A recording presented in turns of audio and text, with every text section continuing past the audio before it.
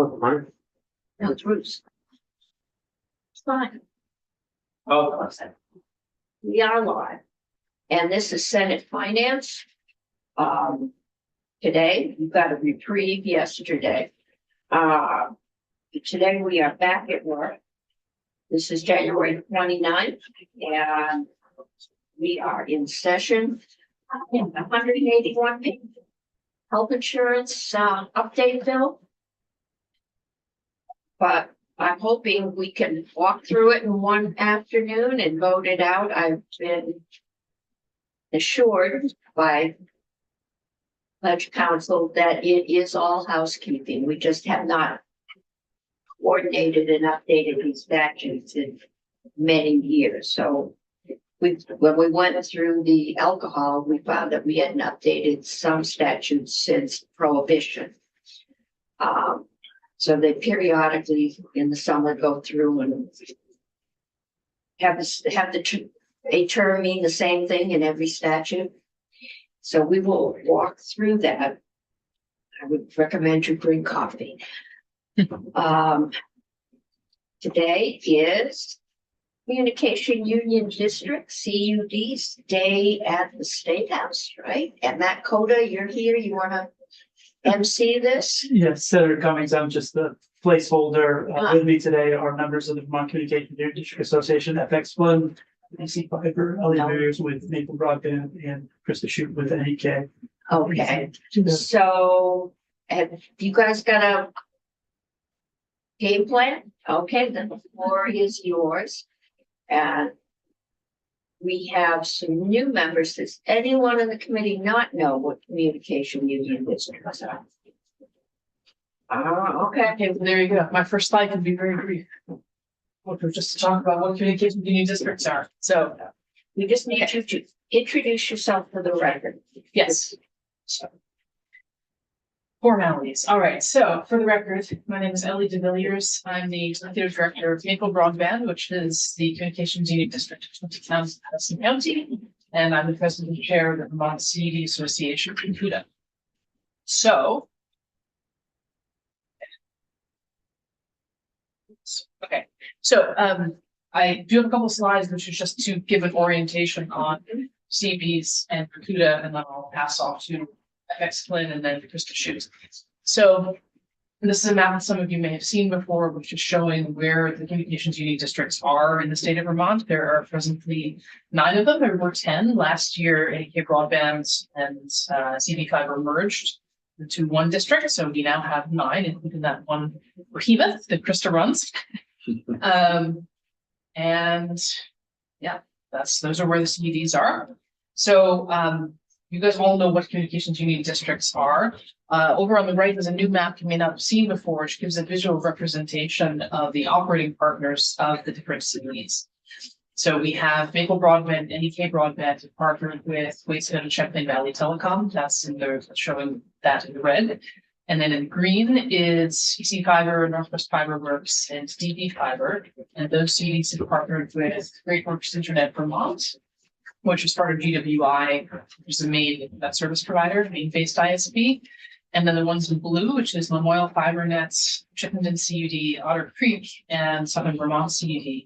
These have partnered with Consolidated Communications, and a little bit of a different model because they're Consolidated is actually the ISP provided consumer services. So it was a different model in that what they were doing was building line extensions off the existing infrastructure versus building brand new. So that's able to enable them to get to close to universal service much more quickly.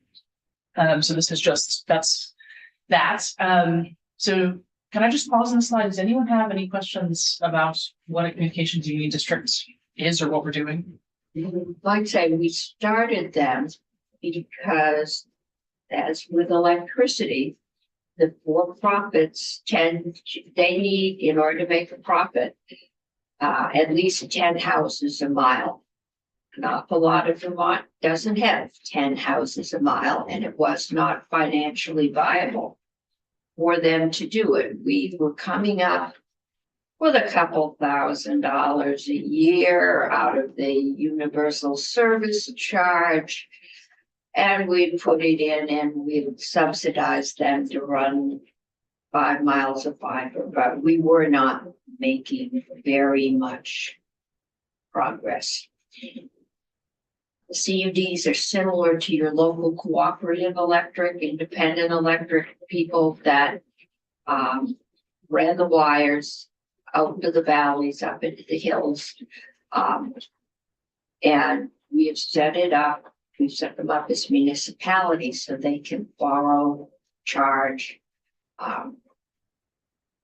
I think they've succeeded. I mean, when we did this, and was it 5 years ago? Even that much? We were 9, 10. 10 in June. Okay. They were like, where do we find a desk?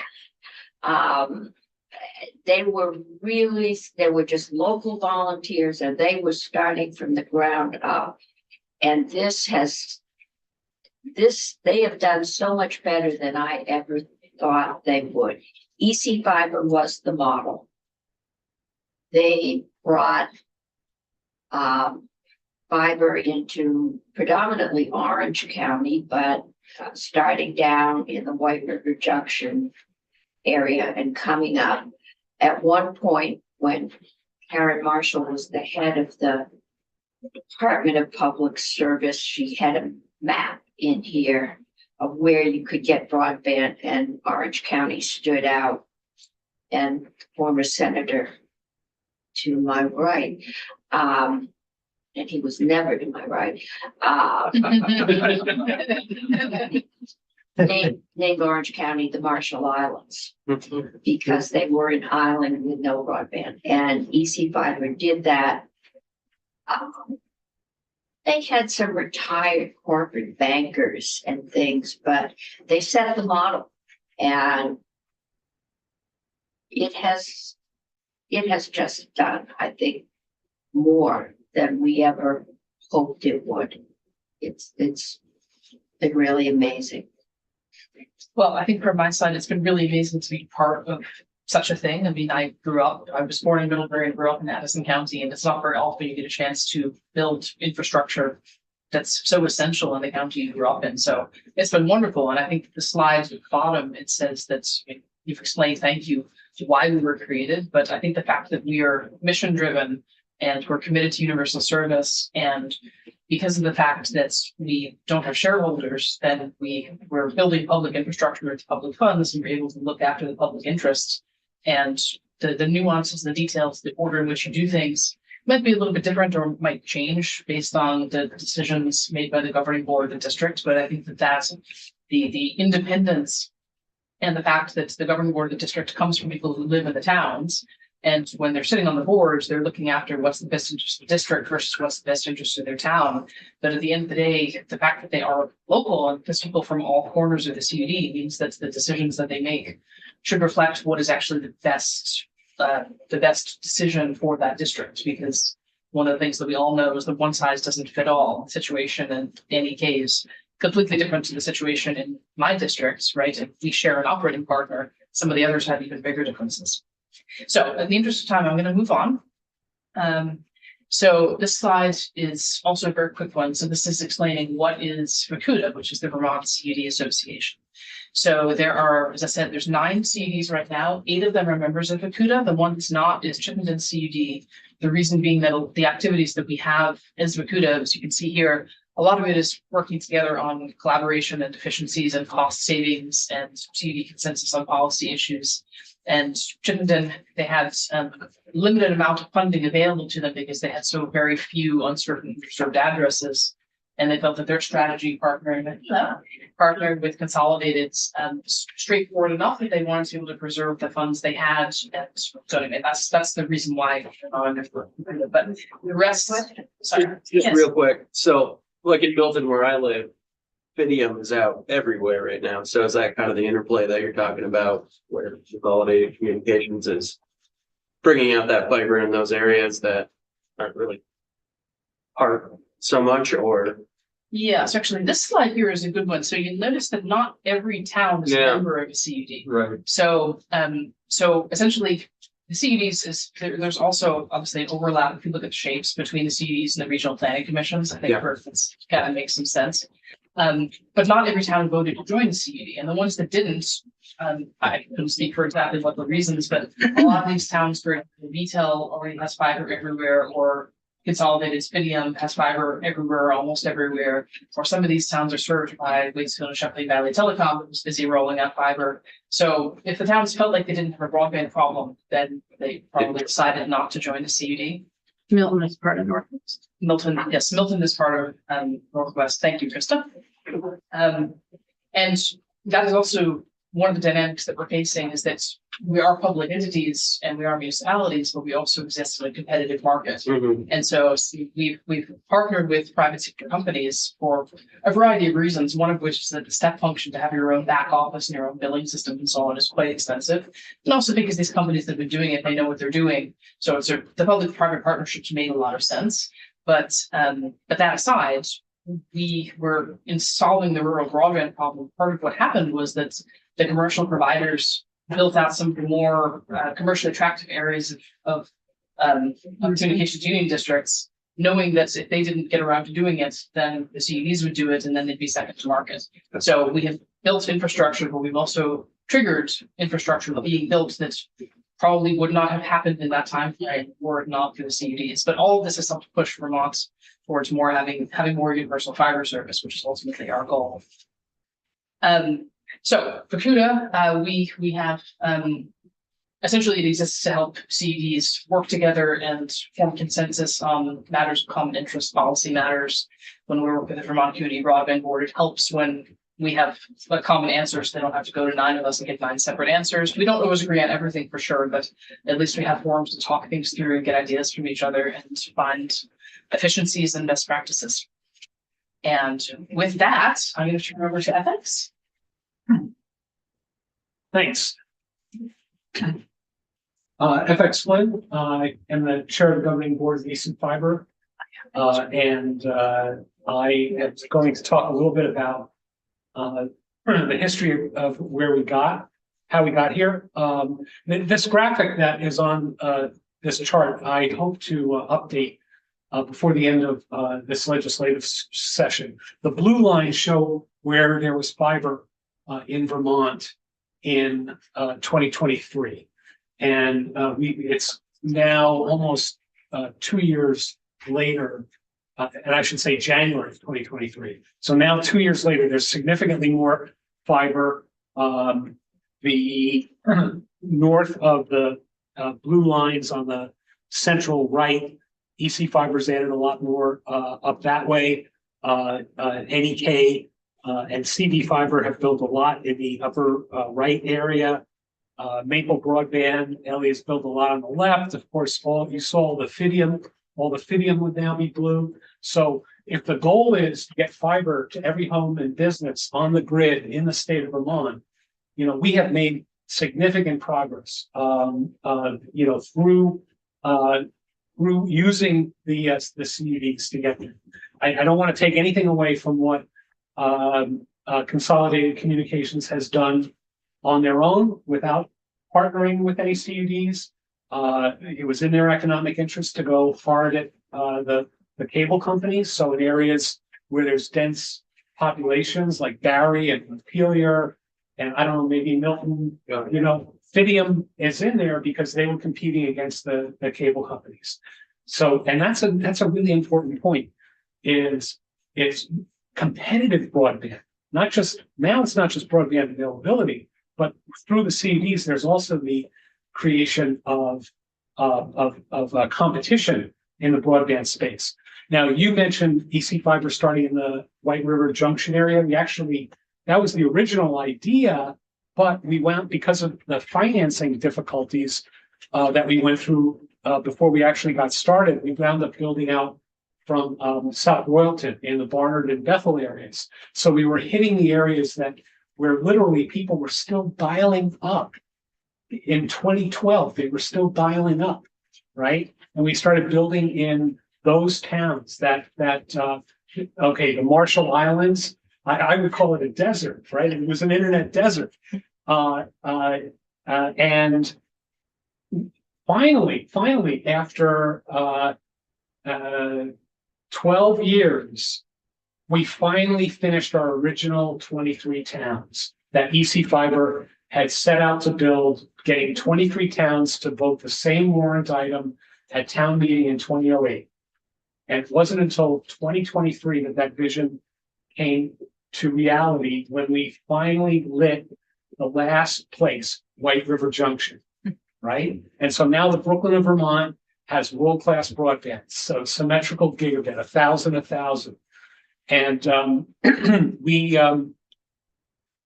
so we're well on the way to not only bringing world-class broadband to everybody in the now 31 towns, but in towns that already had cable, we're giving citizens a competitive choice. And since our history is that we have never raised prices, okay?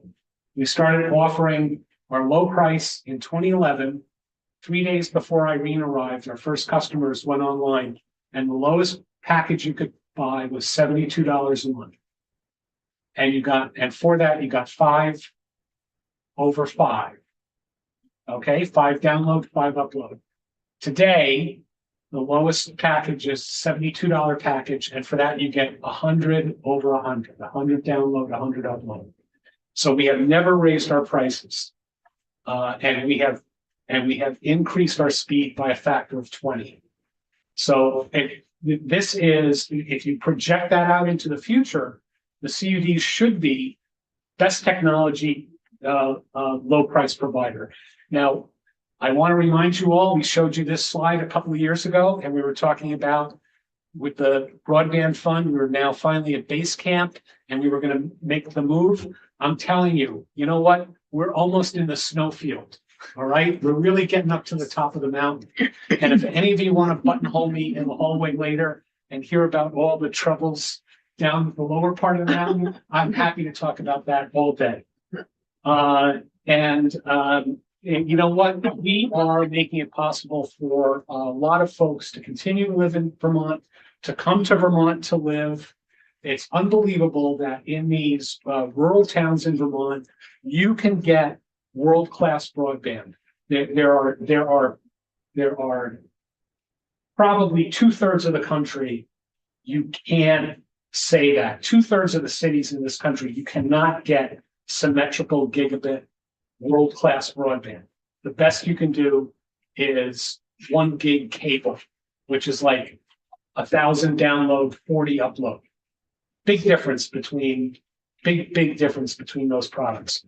So now I will turn it over to the esteemed head of NEK Broadband.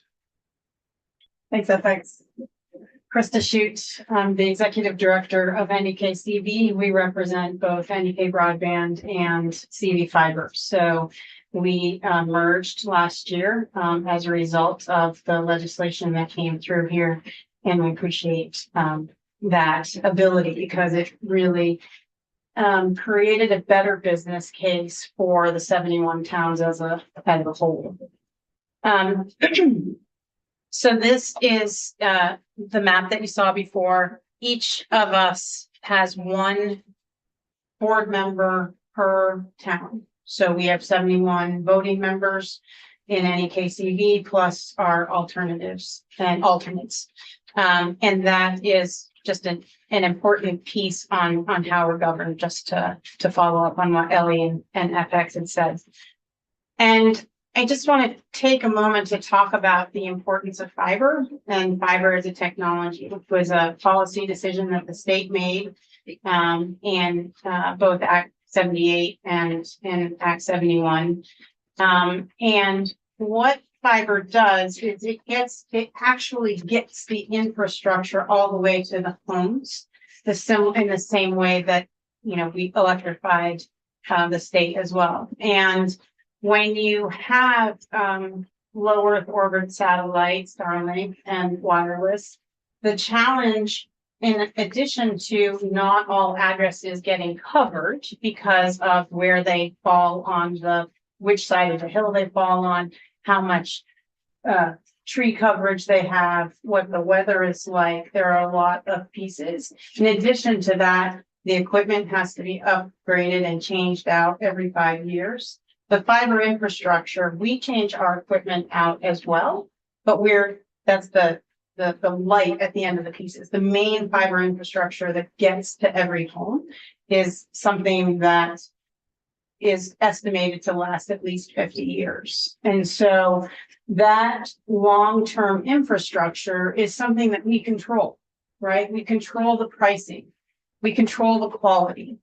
We control the speeds that people get.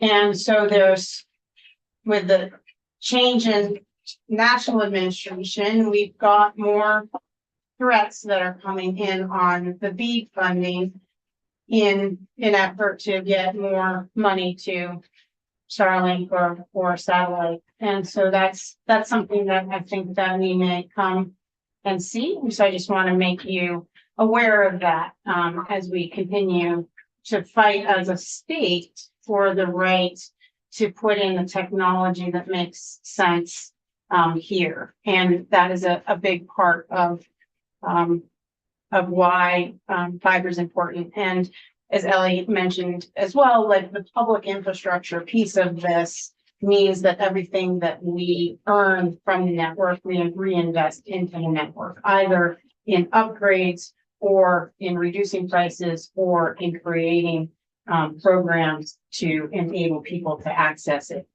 more effectively. So this just shows some of the progress that's been made, and as you can see down here, this is the 2024, even more progress from this point. The key here is this is tracking served locations at 25 megabytes per second down and 3 megabytes per second up. That's still the standard that's in the Vermont statute. At a federal level, we have moved to 100 megabytes per second down, 20 megabytes per second up. And so we have roughly 40,000 homes that are awaiting service by fiber that don't have 25 down, 3 up.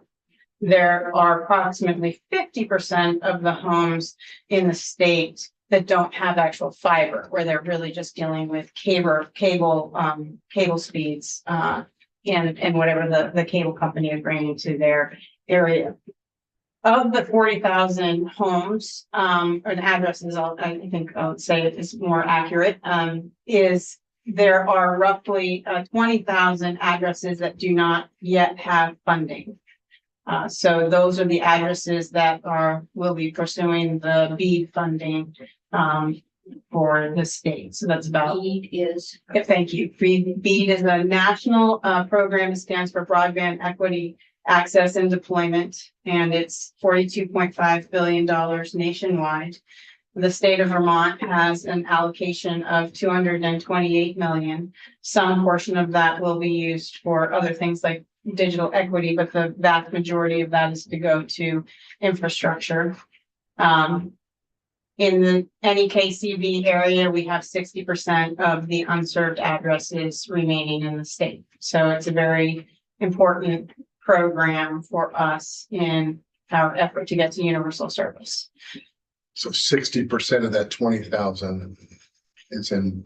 And in KCB, that's correct. We actually have 67% of the underserved and 51% of the unserved. Unserved in that definition being less than 4.1 and underserved being less than 25.3. Actually, I'm sorry. That is the BEAD definition. So in those cases, the unserved is less than 25.3 and the underserved is less than 100 down 20. 0.5 up. Yeah. Okay. And so part of the reason is that we really went after our most unserved areas first. So our underserved is a bit higher. These are the various funding sources that are supporting the CUDs. Some of us built with CARES money way back, and then ARPA funding came in and was appropriated to the Vermont Community Broadband Fund and run by the Vermont Community Broadband Board. And that has taken us a long way in everything that we have been able to accomplish and get in and move quickly and stimulate more investment by the private companies that, you know, wanted to go in and get the key gravy out of the districts. When we started this, concern was to get you up and running so that you had a revenue base that would allow you to go to the bond bank. Am I hearing that so much revenue has come up that you haven't had to go to the bond bank? That's correct. So we, to date, so at the top of the screen, you see the USDA Reconnect, NEK broadband secured 17.5 million from that. And we brought in 5.8 million from VITA to be the match for that. We also were able to bring down a USDA Community Connect grant for $3 million, serving primarily the town of Groton and South Reigate. So those are funds that, you know, we fought for on a national level and were able to bring into the state. So some of that financing comes from there. And the hope is that we can use the BEAD funds to extend that coverage most of the way out to the rest. And the reason that's important is that if we can, and if BEAD continues as is planned, then we are positioning ourselves to be able to really significantly reduce the price to our customers because of that. And so depending on, you know, the math is really dependent on like the number of customers you have. But let's just say you have 4,000 customers, then that's roughly equivalent to every $10 million that you're borrowing, that's $10 in your customer's price point, right? So it's there's an important delta there, especially when, and it happened, very much happened in both NEK Broadband's area and CV Fiber's area, that, you know, the key areas that had any population density were immediately descended on by you know, Comcast and Charter and building out to establish their base. So it's important that we get to a position where we can be competitive with entities that have national bases in order to subsidize their pricing. What we have also seen is that where we do go into areas, they have dropped their prices, which is good for our people, and we will weather through that. And those that can afford it, go, you know, shop local anyway. And our goal is to make it so that everybody can find it more affordable. So and that's why you see the service revenue and then the revenue bumps there. So our plans do include that. So in terms of the road ahead, you know, really looking at continued expansion in DV Fiber, EC Fiber, Maple Broadband, and NEK CV, as well as in Northwest. So these are the CUDs that are building and providing service directly to the customers as our own brands. And the other CUDs, Lamoille, Otter Creek, and Southern Vermont, they are not quite at universal service, but they are like extraordinarily close to universal service because CCI has just extended out into those areas. They will have long-term less competition in those areas because of that choice. And we'll see how that plays out over time, but hopefully the competition that remains in the rest of the state will help, you know, pricing stay competitive. I did mention BEAD. It's a very complicated program. It's a competitive program. We've all, those of us competing, have submitted our pre-applications, and the application phase is due in April. So we will be submitting for that. And Ellie spoke about the CUDA and our cross collaborations and how we coordinate together.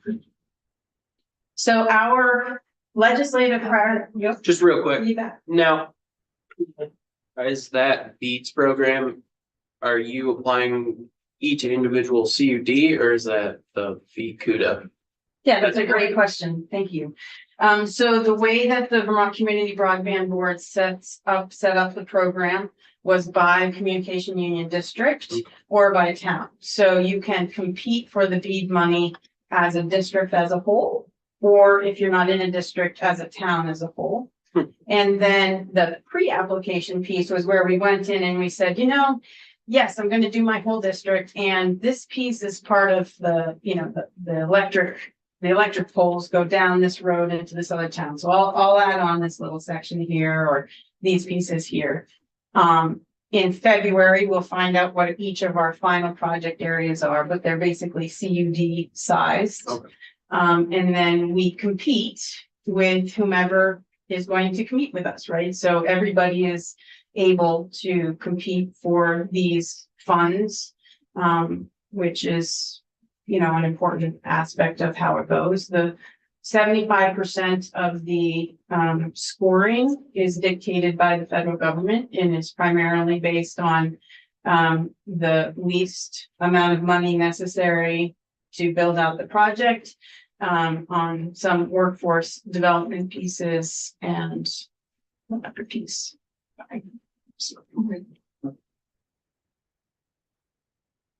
Local coordination Local coordinations. and buy-in.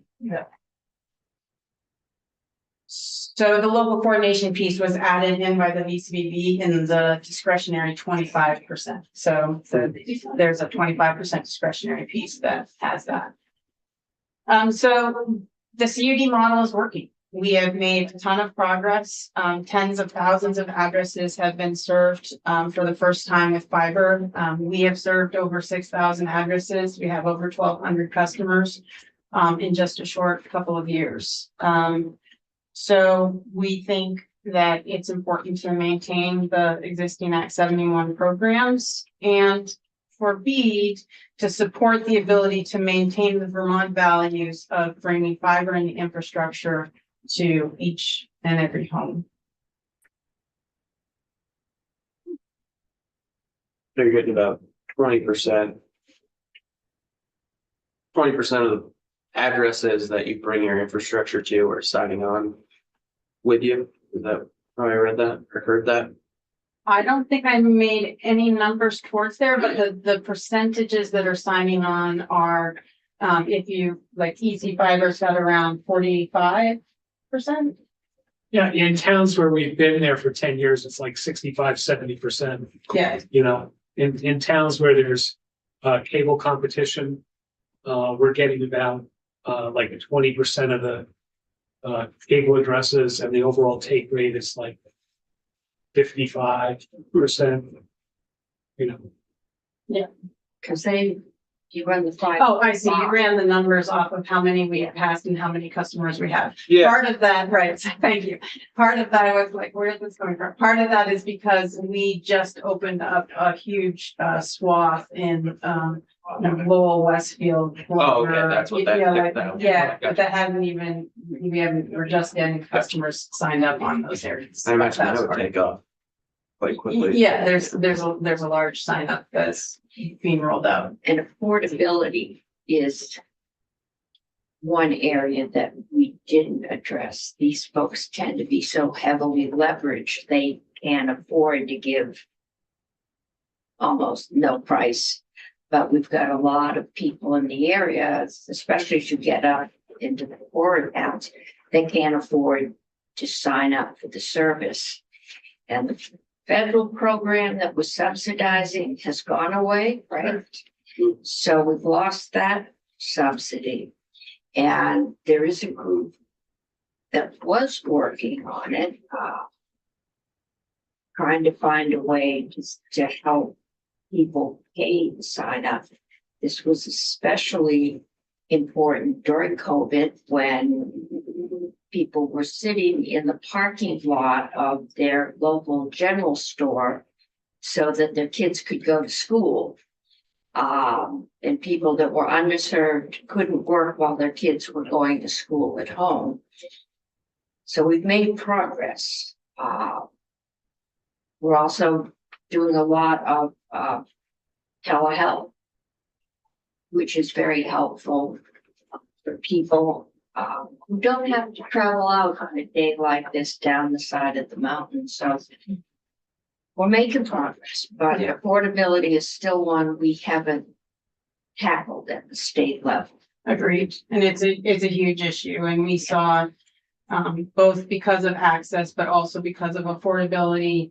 There's just so many stories of teachers that have classrooms with basically 2 classrooms inside of them, where the folks that had broadband, you know, continued to get educated, and folks that didn't have broadband or couldn't get down to someplace just simply didn't, and are so far behind. And so in our district, especially, we have 3 of the 4 lowest income counties in the state, and it's an extremely important issue for us. So we do a lot of work on digital equity. We have a nonprofit established to bring funding in to try and, you know, supplement the Affordable Connectivity Program used to exist.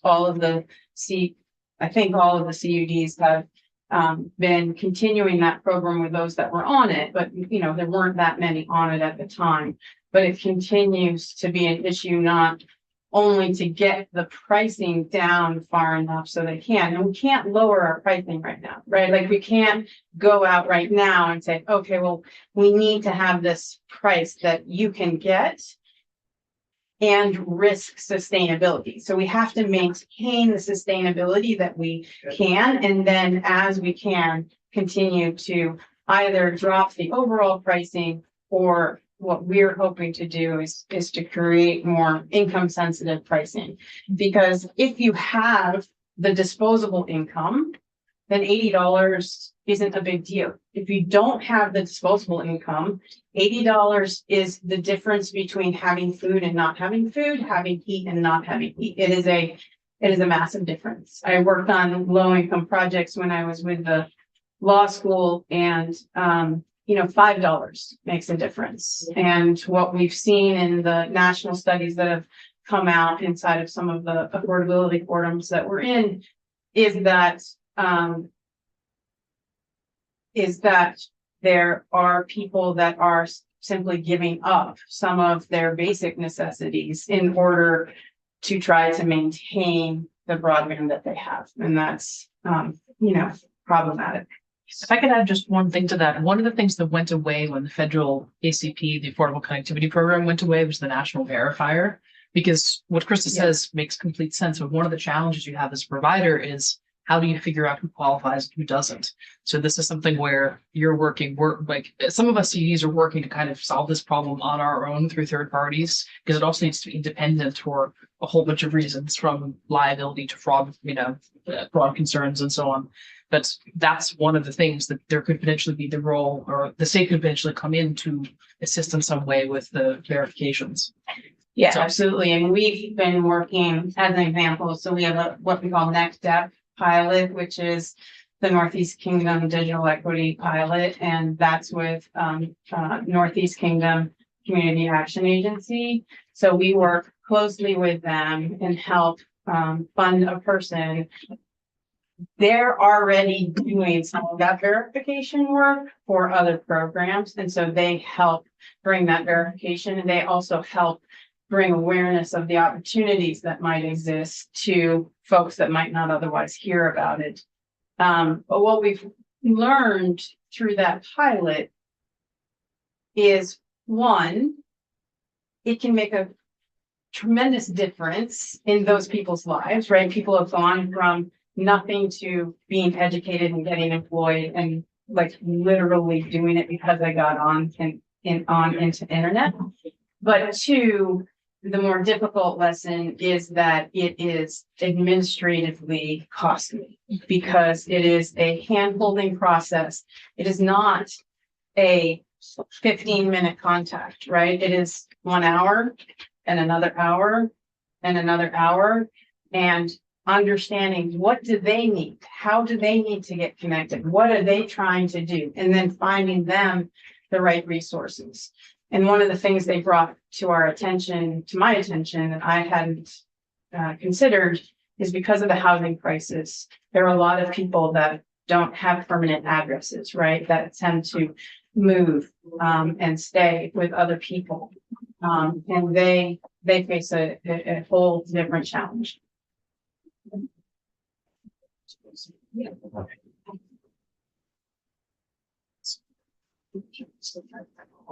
So yes, thank you for bringing that up. Okay, no, I know there were capstone was working, but it sounds like the same kind of, to just find out what people understand what was available and get them connected. Yeah. Yeah, I don't think we're gonna see it from the federal level, so we have to think about it from a long-term sustainability on the state level. heard, there's been a lot of concern in this building the last few days about the shut off of federal funds. Are you in any danger at this point? So, I think there was Get news to that next. came around, a rescinding, but, so I think that that's, eased off. It does raise a general question. So yes, so that just lifted. For years right now. Guess we just had a pop up that we freeze on federal funding has been rescinded. Been rescinded, yes. Okay. Yeah. Well, the court put a hold on it tonight. Right, until tomorrow. Maybe they found out it was more complicated. Yes, yes, we, No, Wall Street did. They stopped sending us money, maybe we stopped. three of the programs that we received funding, that NEK receives funding from, were listed on the spreadsheet that was passed out. But I do think that none of those programs were connected to the executive orders, which is what that original intention was around. But, I think that there's still some risk with the funding and how that is, worked. And we are, attempting to participate on, as Nakuta and, individual CUDs, to work on the national, level to make sure alongside the Vermont Community Broadband Board, to make sure that the voice around the importance of fiber is heard. Okay, good. They keep us posted. You bet. We're just trying to get a handle on what's going on and what's at risk and Yes. what we may need to do to protect. And as we understand it more, we will be certain to. Good. We'll probably know before we go. Thank you for the opportunity. Well, thank you. Thank all of you for work. We also have some handouts that we can pass around. Okay, that's great. And then we have Christine Holt, who is the executive director of Vermont Community Broadband. Christine, I don't know if you have. Yeah, people came in with you, if you have a Yes. program. Yes, I do. Whatever. Yep, I'll be glad to. We're just looking at kind of an update. What is going on?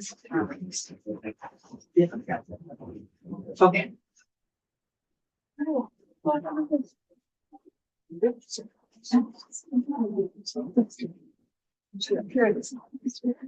Bear with me, what's up? By the way, this is Rob Fish, he's the executive director.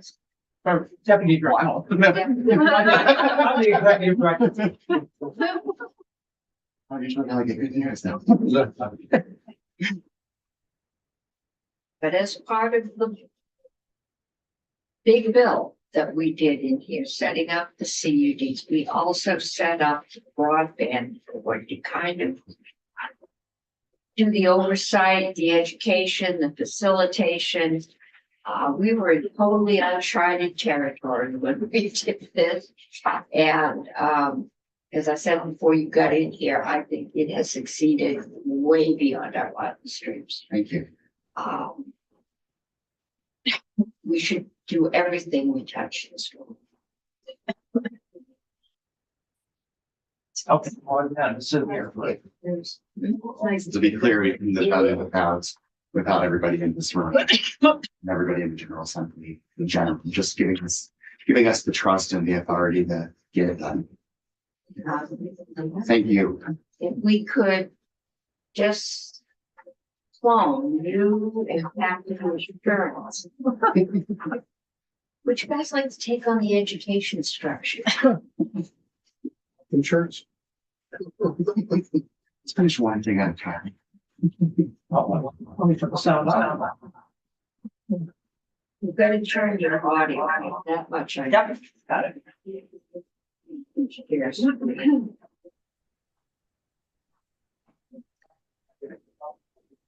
Okay. Does that be causing an echo?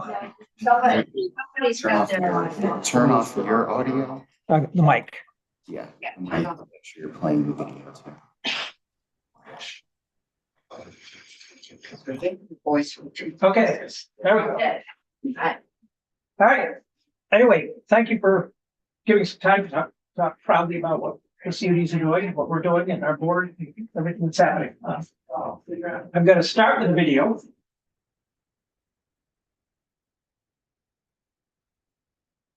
It'll be a 3-minute video. I think it's pretty exciting.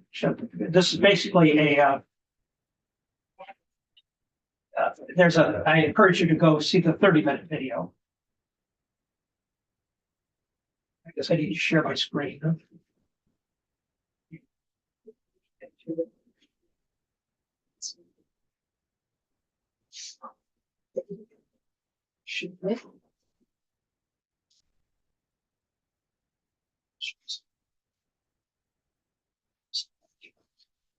Have Rob here to help me get the links.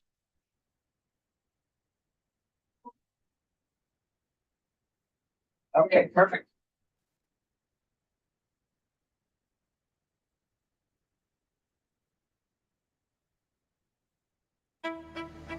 If we in rural Vermont, we're going to depend on the big telecommunication companies to get us internet, we'd be waiting until our grandchildren had grandchildren.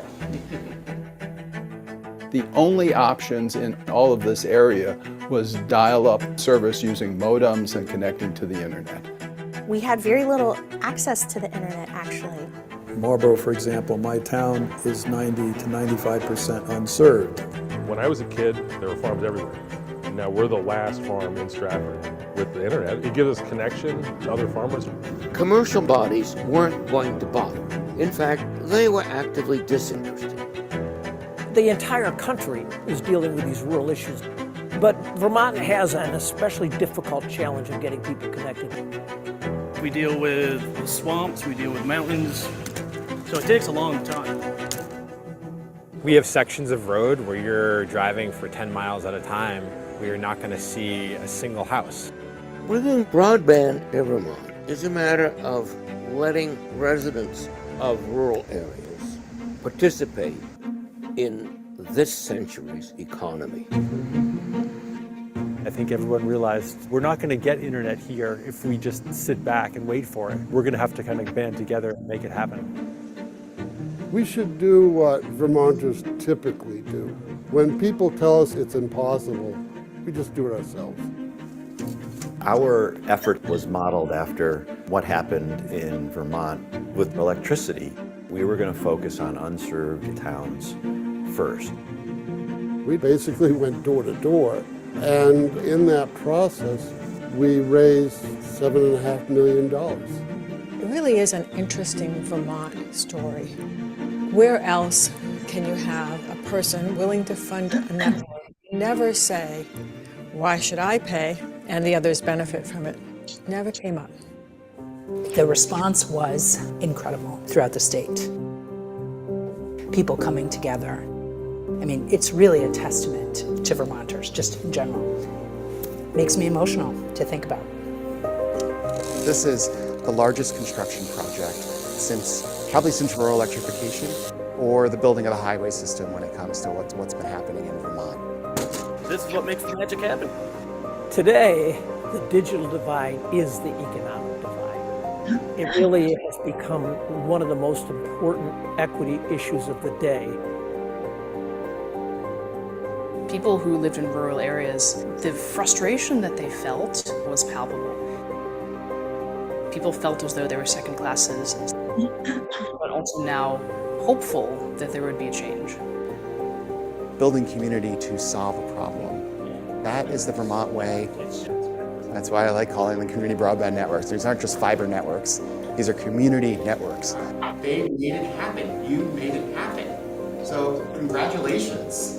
3, 2, 1.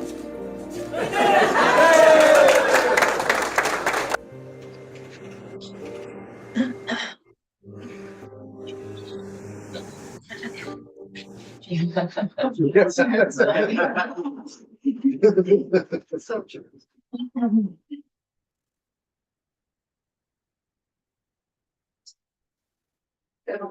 Christine, Rob, where do we go next?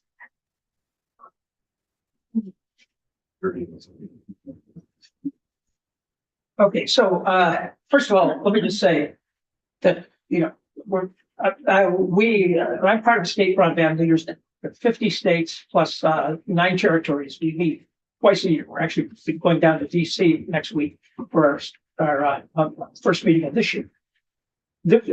Vermont is really the envy of the country because of what the legislature has done. Forming the CUDs has given us the ability to work well with the towns because each town has a representative on a CUD. But at the same time, if you try to do it at the statewide level, that bureaucracy would never happen, right? So it allows us to work fast. It allows us to work with engagement.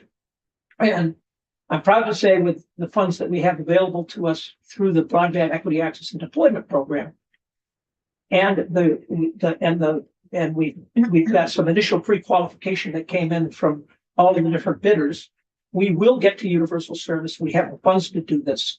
And additionally, the Broadband Equity Access and Deployment Program even requires us to provide reliable broadband service to off-grid locations.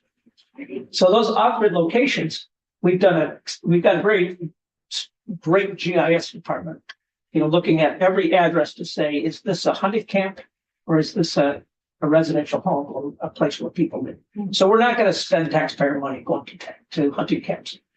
But the goal is even to get people connected who are off-grid.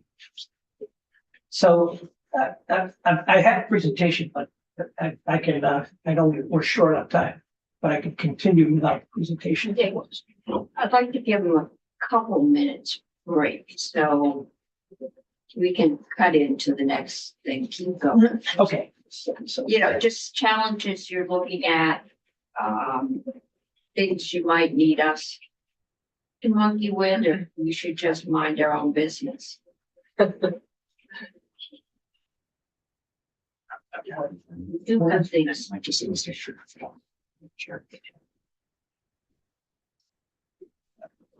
General question. I'm just going to speak. Okay, I've got one general question. I didn't know to ask the previous presenters or maybe to you, but I'm curious, with such large areas, especially in the Northeast Kingdom, and so much demand, how do you, what criteria do you use to prioritize which projects get done on what sequence? Is it a matter of closest, easiest, lowest hanging fruits? Is it a matter of population? What's your prioritization criteria? So with the funds that we have from we already have 200. Let me pull the presentation for that. I answer your question for the presentation. I think what we're doing will answer that question. I think like just as the first step before we approve any construction grant, we need to see they have a sustainable business plan, that they're going to be cash flow positive by 4 years. So we also are going to be looking at their construction plans and having a third party review them. So there's lots of steps along the way, but some of that decision making is devolved to the communities, to the board of this communication union district that's closest to the people that live there, for determining what comes first, what area is built out first. Many of the CUDs go to the area where it's the most dire, where there's incredibly limited service, and go there first, which would be the opposite of what many of the other providers do. But the point is, it has to end up being a sustainable business plan that passes through quite a few checkboxes, that checks a lot of boxes before we're going to approve the funding. Yeah, and there's not necessarily a clean answer to that, because look, what we're dealing with is a very challenging financial situation. If you look at what it costs to serve an address in Chaffin County, it's less than $2,000. Back in 2022, when we started this project, the average address cost was $7,500. So, and now the remaining addresses, it's 11,500. So what we do when we look at that business plan, but it's a trade-off between getting enough volume, enough paying customers to make sure you have a sustainable business plan that allows you to get to some of these off-grid addresses. So when we set up this program, we estimated its cost, if we did it through all community networks, it would have been over $1 billion. But by going through these private partnerships, public-private partnerships, it was $550 million. So clearly the way to get to everybody was through a public-private partnership, but that requires successful business plans. In order to get those successful business plans, we needed to have enough grant funding to make it successful. As somebody who represents Chittenden County, I just want to put a qualifier that Bolton and Westford and Huntington, they are a lot more expensive. So I would love it if we sort of in this conversation talk about the Burlington metro area and then the rural parts of Chittenden County don't get swept. That's fair. Big old city. By the way, Bolton was the first town we got to 100%. So. That's great. Good point. I'm talking about higher density areas within the county. But we have Franklin Telephone, who has done fiber. Last time they were into all but one of their customers. And that customer was up a 10-mile road all by itself, and they were determined they were going to get fiber. So it's, it's those little success stories. They did. So our job, to say it in a few short words, is to make it as affordable as possible. And then most importantly, and this is really where our focus is shifting now, is how do we maximize the positive social impact? If you look at what fiber is going to do for the state, that whether it be agriculture, telehealth, teleeducation, it really empowers those rural areas. In fact, the Center on Rural Education just completed a study about 2 months ago, looking at rural areas throughout the country. Those communities that were entirely connected to fiber, had to be fiber, they're seeing greater than a 200% increase in new business starts. So this is the way to bring health and wealth to our rural areas. If you look at our board, we have, I was appointed by the governor. The governor appoints 2 board members. The House appoints a board member. The Senate appoints a board member, and the CUDs appoint a board member. We have a very strong board. If you look at the board, 3 of those board members are former utility managers, and they have a very deep understanding of poles and wires and networks. So we're very focused on right now construction and performance. I'll talk more about that. If you look at meeting the independent goals, universal service, that means getting to every single address. We provide funding and resources and support, financial and technical, to make that happen. We provide grants. We ensure all Vermonters benefit through digital empowerment, digital opportunities. I'll talk a little bit more about that. Addressing workforce and material shortage, that's a critical component as we look down the road. Vermont's ahead of the country in terms of where we are in terms of construction and getting to every address. That's because we started earlier and we have, Act 71 and the CUDs were formed in 2015. However, when nationally, the IIJ program, assuming that doesn't get as well as anybody in a week or so, I think my prediction is it will survive because it's a nonpartisan issue. This affects the Republican states. It affects even more than if you look at Vermont, where the Northeast, where the area that I served previous role as a CEO of Vermont Electric Co-op, we're about 14 customers per mile. Parts of Wyoming are only 2 per mile. So this is impacting other states even more than us. So that's why I think the B program will survive. So, however, when that $42.5 billion hits the U.S. economy in late 2025, this year, or early 2026, we're all going to be competing for the same resources. So when we look at building networks in Vermont, we're looking at a region where we get our workforce from. So it's Rhode Island, Massachusetts, Maine, New York, we're all competing for that same workforce. So our focus is to, and working closely with the CUDs, and I'm going to give Krista compliment for taking a strong leadership in this area in terms of workforce development, is to grow our own. And this creates a great opportunity because it's an opportunity to get into, it's not just about becoming a certified digital fiber technician, which is part of our 2,000-hour apprenticeship program. It becomes a new career field and a very lucrative career field. If you look at starting pay about $25 an hour for fiber tech, when they finish the apprenticeship program, they'll be at about $65,000 base pay. So it's a very good program, and we're working creatively with Vermont Workforce One, Vermont Works for Women. We'll try to get more women into the field. We're working with the Department of Corrections to create a career path for those people that come out of the correctional facility. So in order to get, so that whereas this is a problem, it creates great opportunity. It's, Quick question about that workforce development piece. Is it possible to kickstart that effort sort of at the tech center level?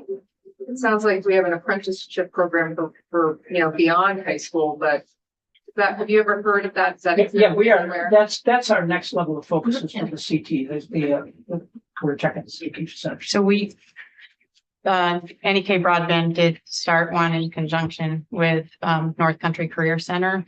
So we sponsored their ability with the help, with some help from the VCBB as well in getting a 3-week program up and running. So we sent 8 people through that program. We now employ 3 of them, and our contractors employ 3 of them. So they all went into one job or another. We have another one planned for late March, early April in the Barrie area, since we're now NEK CV, and then another one later in the spring back up in Newport. So we are hoping that with some additional support that we can't support North Country's ability to bring this to schools outside of our district. It isn't in line, but I think that that's something that we can replicate again, and we continue to work with the state to and with WIA. Yeah, and Keith, I have that star there because we're scheduled to sunset in 2029, but you'll see the telecom PSD had recommended extending that. These B grants actually go out to 2032, so that that might be an issue that we'll address in the future. Yeah, 2029 is a few years away. Look at progress. We essentially completed 3 CUDs with access to fiber, 4 in construction, and 1 has been funded. You can see it represents the majority of the state. The exciting part is we got 428 volunteer representatives working across the state to make this happen. Again, this is we'd be proud of, very proud of what Vermont's going to do. If you look at progress, this was the end of June. As the end of June, we were 50% of Vermont addresses had access to fiber. I will tell you today, it's closer to 60%. We're moving fast on this. The CUDs are moving fast. I was out campaigning this summer. They were everywhere. We did 600 miles. Yeah. Which is great. Glad you saw it. So the board and staff, we've been very focused on accountability with the CUD. We and the private partner, we do a third-party review of their engineering and business plans before we issue the grant. We have consumer protections built in. With a private partner, we require them to put 40% in or more. They need to have skin in the game. The preference for public ownership of grant-funded infrastructure. In other words, we try to separate those networks so that if for some reason the private provider fails, we can pull our network back and get it to somebody else. We have outside plant engineering standards that were developed in cooperation with those utility board members, as well as outside engineering firms. So we ensure that all the plant designs comply with those. And we do a final inspection with an outside engineering firm to ensure that the network is built to the engineering design. What's next? We're in the middle of the bids for the Broadband Equity Access and Deployment Program. This program, federally, it's required to be a fully competitive program, so you need to compete with the ISPs. We're in the middle of a pre-qualification round to find out who's interested. We do have a number of private providers that are interested in accessing these funds too, so it's a competitive program. I'll say that the BEAD requirement is 100/20, but Vermont, we have fiber first requirement. You know, we're looking at fiber as I will say, I'll talk about the power of fiber. You know, the one human hair size fiber can carry about 30,000 more, has 30,000 times the capacity of a cable system. So, you know, we're investing taxpayer money. Again, the wisdom of the legislature would say, let's invest in fiber. The 100/20 megabits is a national standard. That's to a lot of cable companies to. It may seem crazy at this point, but we did a lot of debating. Oh, yeah. Copper versus fiber versus, that was not a given when they saw it. Oh, I love it. I know. I got invited twice down to Boston by the Bar Association that represents all those companies. I said, get out your phones and Google Shannon's Law right now. I'll show you why your systems don't work. It was fun. They didn't invite me back for years.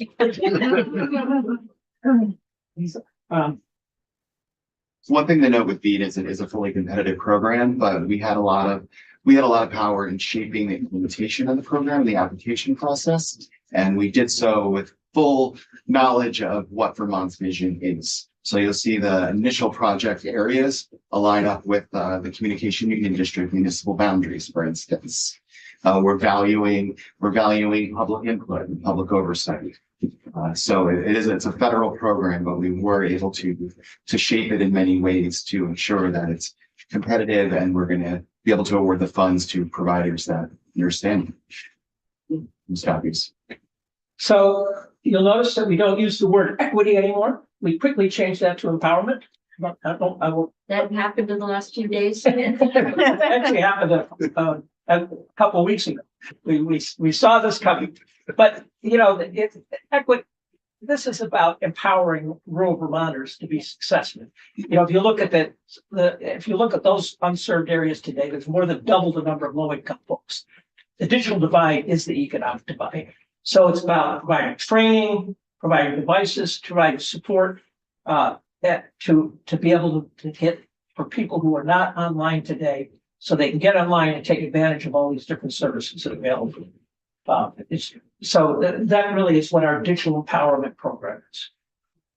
It's also rural Vermonters is one of the covered populations, which covers about 93%. 93% of Vermonters are included in this. So it really is about empowerment. So we've got a couple of things we're looking at. If you look at the $245 million of ARPA funds, we obligated about $239 million. We're looking at the other $6 million to be used for a long drop program.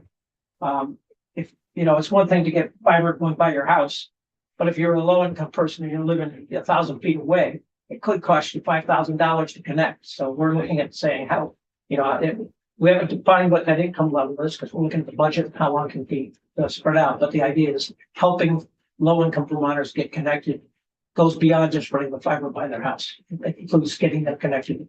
And we're certainly, with all new housing construction, we're pushing, making sure they have an empty conduit put in place, because that's when you open the trench to put in your electricity, you should put in an empty conduit for your fiber as well. One of the things that's beautiful about this program is that we're addressing affordability by removing a barrier, but it's also increasing the sustainability of the business plans, because you're turning people who previously could not become a customer into a paying customer on your network. So it's a win-win-win. And we're looking at flexible financing programs as well. You know, that was a recommendation from the auditor. And you know, here's the real punchline. The opportunity that this creates for Vermont is pretty tremendous. So when we talk about national defense, if you look at 37, I met with General Knight, and there are 37 adjutant generals across the country who have signed on to making sure we get fiber networks. Right now, our entire defense systems depend on satellite. And that can be taken out quite easily by a foreign adversary. The beauty about fiber is it's pretty, it can't even be hurt by an electromagnetic pulse. So there's a big advocacy going on for national defense, energy and climate. You think about trying to get to 100% carbon free. Transportation is a big part of that. You take a Tesla mid-sized truck, plug it in. It's like plugging into 750 homes at once.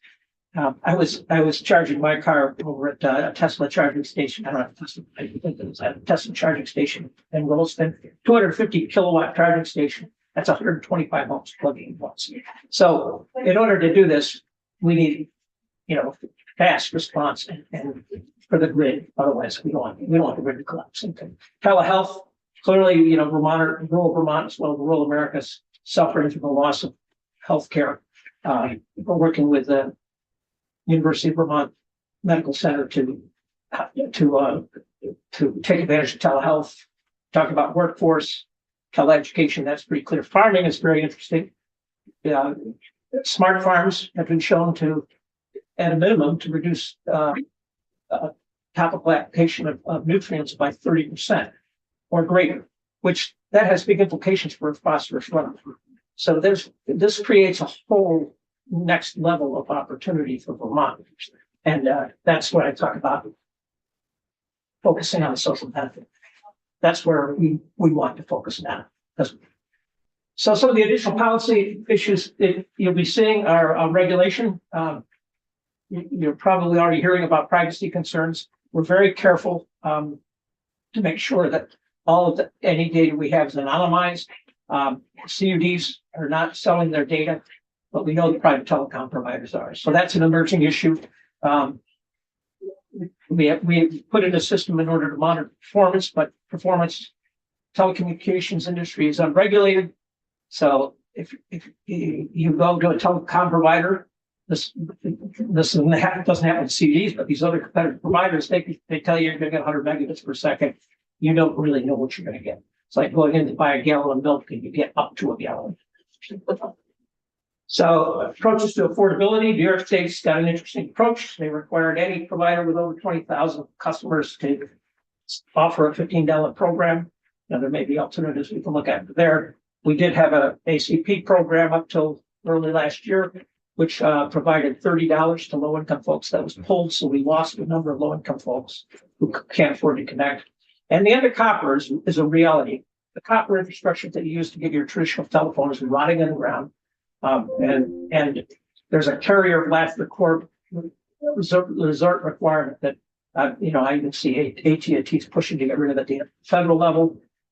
We need to focus. We're focusing on that here to ensure that we have proper power backup in the home so that when they lose their fire, they can still communicate. But the wrong answer is to try to keep the copper system in place. The right answer is how do we focus on making sure that we have security for folks using a fiber network. And you can provide people with traditional phones on a fiber network. But also the carrier of last resort creates a problem. If we continue to do that, what's happening with the copper networks is that anybody that has forced to have a copper network is going to swap out the fiber. And that could be a competitive threat for a CUD. So I know some of the CUDs are looking at this, but that you'll be very wondering about that. There could be ways to make it a win-win. We just have to be careful as we discuss this as a policy. So anyway, good news, $545 million broadband grants have come to the state. We're going to achieve universal service ahead of schedule. The asterisk is there because we don't, there's some things on the horizon that are threatening us. One is tariffs, 25% tariff could have a big impact because all the electronics come from overseas. The finished board might be built in the United States, but all the subcomponents come from overseas. So that the entire industry is worried about this tariff issue and what impact it'll be. And we don't know, we plan 10% contingency in these business plans. There could be, labor costs could soar. Personally, I don't see that as a problem because, it could, for the worker, it's a good thing, right? So, but it could have impact. But anyway, Based on the pre-qualification rounds, we've seen people come in, they said, give us your estimates of what's going to cost. We've got the money to do this. I'm proud to say we're in good shape.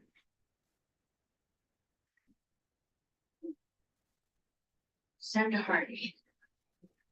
Thank you. Yeah.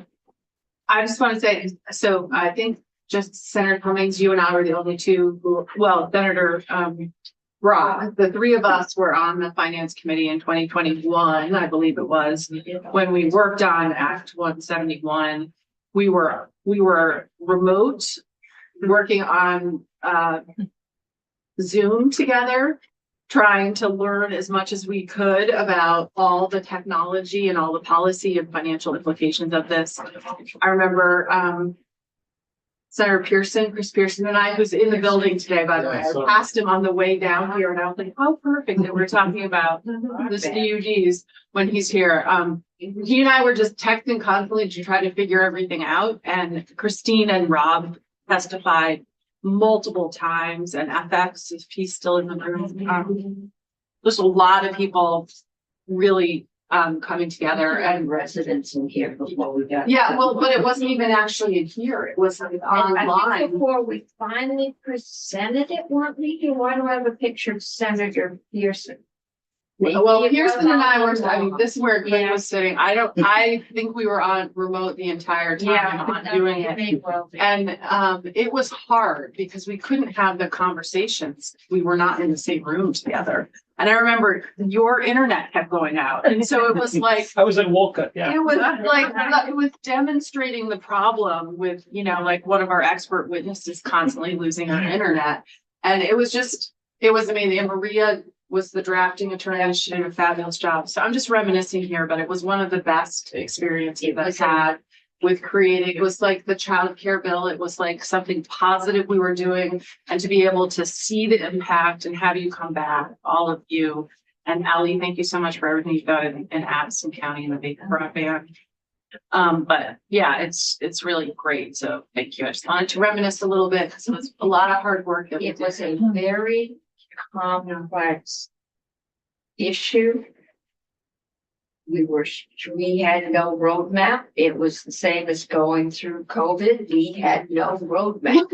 We were cutting trail as we went. It's good to know we got it right, all of it right. And just hearing you review all of this, I remember like how intentional we were to set it up like this with the goals and, you know, that conversation about the speed up and the speed down and the, you know, how we were going to structure the business plans and the public-private partnerships and all of it. So it was a lot of really hard work, and it was, it's paid off.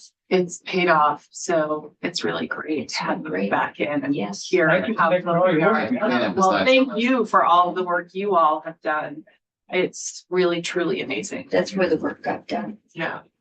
Thank you. Thank you, Brett. Yeah. I didn't get a response. We didn't get a response back.